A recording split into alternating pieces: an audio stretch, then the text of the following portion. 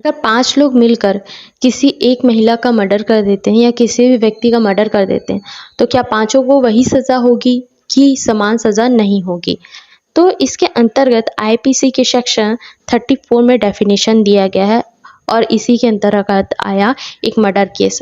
अगर आप जुडिशरी की तैयारी कर रहे हैं तो मेंस एंड प्री के लिए बहुत अच्छा जजमेंट है जो सुप्रीम कोर्ट के द्वारा लिया गया है। आईपीसी के सेक्शन 34 कहता क्या है कि समझ लो कोई 5 लोग हैं और वह एक व्यक्ति को मारना चाहते हैं। तो उस कंडीशन में अगर वह मर जाती है या मर जाता है और उस 5 व्यक्ति द्वारा वह मिले, प्लानिंग की और उसे प्रोसेस में लाया गया, तो इस कंडीशन में आईपीसी के सेक्शन 34 के अंतर्गत सज़ा होती है।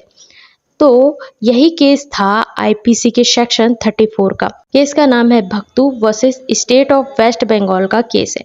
केस के फैक्ट समझ लेते हैं। केस में हुआ क्या कि जब एक गांव में एक महिला है जो जादू टोना करती है, मतलब नेगेटिव वर्क करती है लोगों के हिसाब से, तो लोगों को पसंद नहीं आता। तो उस महिला को बोला जाता है कि आप ये सारी चीज़ें छोड़ दो और 5 लोग जाते हैं और वह 5 लोग जाते हैं और बोलते हैं कि समझाते हैं कि ये हरकत करना छोड़ दो। उसके बाद भी वह नहीं छोड़ती और जादू टोना करती रहती है, जिसके कारण गाँव में नेगेटिव असर होने लगता है, बच्चे डरने लगते हैं। फिर से उन्हें समझाया जाता है तो वो नहीं छोड़ती। तो 5 लोग प्लानिंग करते हैं कि इसे तो सबक सिखाना पड़ेगा। तो आप प्लानिंग करते हैं, मिलते हैं कि इसे अब तो सबक सिखाना ही है।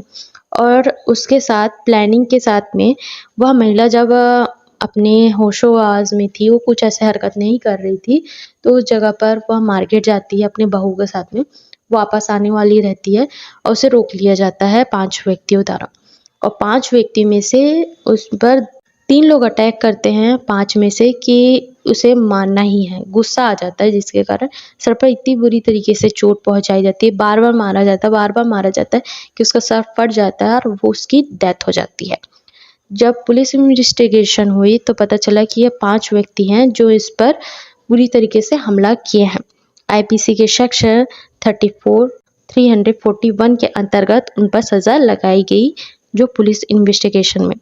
तो उनका कहना है कि ये केस के अंतर्गत जो भी सज़ा दी गई है वह गलत है। तो 5 व्यक्तियों ने पिटीशन फाइल की हाई कोर्ट में। पिटीशन को हाई कोर्ट द्वारा, कलकत्ता हाई कोर्ट द्वारा डिसमिस कर दिया गया। उनके पास एक लास्ट होप था कि हम सुप्रीम कोर्ट से उन्हें पूरी तरीके से एक रिलीफ दिया जा सकता है, क्योंकि हम आरोपी नहीं हैं। 5 लोग का कहना वही है। उसमें से 3 लोगों ने ही उन पर अटैक किया, हम तो कुछ कर भी नहीं रहे थे।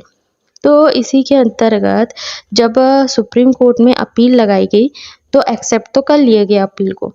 तो अपील में लिखा हुआ था कि हम 5 लोगों ने उन पर वार नहीं किया है टोटली, 3 लोगों ने ही टोटली उन पर वार किया। हम जो 2 व्यक्ति हैं वह आरोपी नहीं हैं और जो सज़ा सुनाई गई है उसके अंतर्गत वो 3 लोगों को ही सज़ा होनी चाहिए। तो सुप्रीम कोर्ट का कहना है कि ओके, आपका कहना है कि 5 लोग थे, उसमें से 3 लोगों ने ही अटैक किया, हम 2 लोग निर्दोष हैं।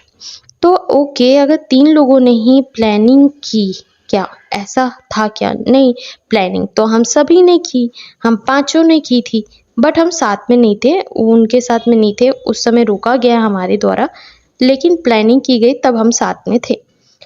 तो आईपीसी के सेक्शन 34 के अंतर्गत जब भी कोई प्लानिंग की जाती है तो आप हामी भरते हो और उस प्लानिंग में साथ होते हो। तो आपका इंटेंशन था उसे रोकने का, ऐसा नहीं है कि आपका इंटेंशन नहीं था, आपको ज़बरदस्ती वहाँ ले जाए गए। आप वहाँ मिले और आपने प्लानिंग की, फिर उसके बाद मॉर्निंग में भी आप लोग मिले और प्लानिंग का हिस्सा बने।